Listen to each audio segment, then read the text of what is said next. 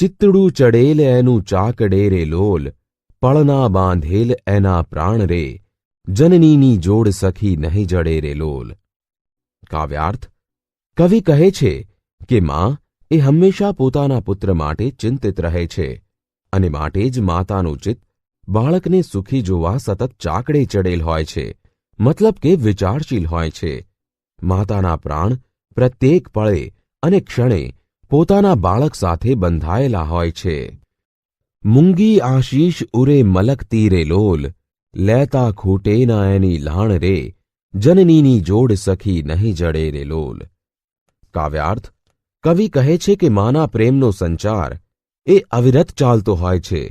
માના હૈયામાં એની મૂંગી આશીષનો સંચાર હોય છે.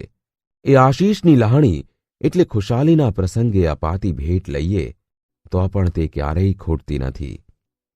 ધરણી માતાએ હશે ધ્રુજતી રે લોલ, અચળા અચૂક એક માય રે, જનનીની જોડ સખી નહીં જડે રે લોલ.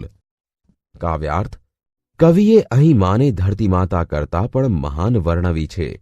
કવિ કહે છે કે ધરતી માતા પણ ક્યારેક ધ્રુજી ઉઠતી હશે, પણ માં બાળક પ્રત્યેની પોતાની લાગણીમાંથી કે ભાવમાંથી ક્યારેય ચલિત થતી નથી.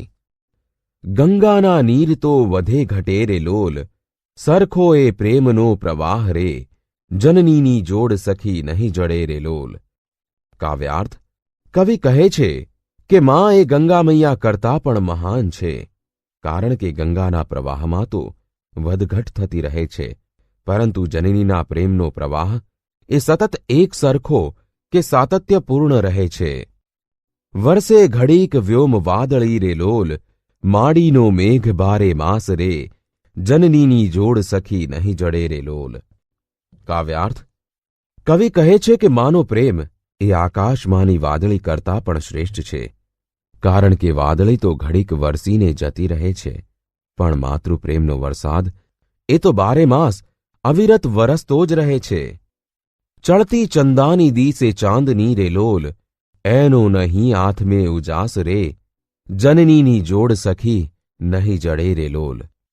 કાવ્યાર્થ: કાવ્યના અંતમાં કવિ કહે છે કે માતા ચંદ્રમા કરતાં પણ મહાન છે, કારણ કે ચંદ્રમાની ચાંદનીમાં સમયાનુસાર વધઘટ થાય છે, પણ માતાના પ્રેમનો પ્રકાશ કે હૂંફ એ ક્યારેય અસ્ત થતા નથી, અને માટે જ હે સખી આ જગતમાં જનેતાની જોડ જડે તેમ નથી. તો વિદ્યાર્થી મિત્રો, બધાને સમજાયું? જી સાહેબ. શાબાશ.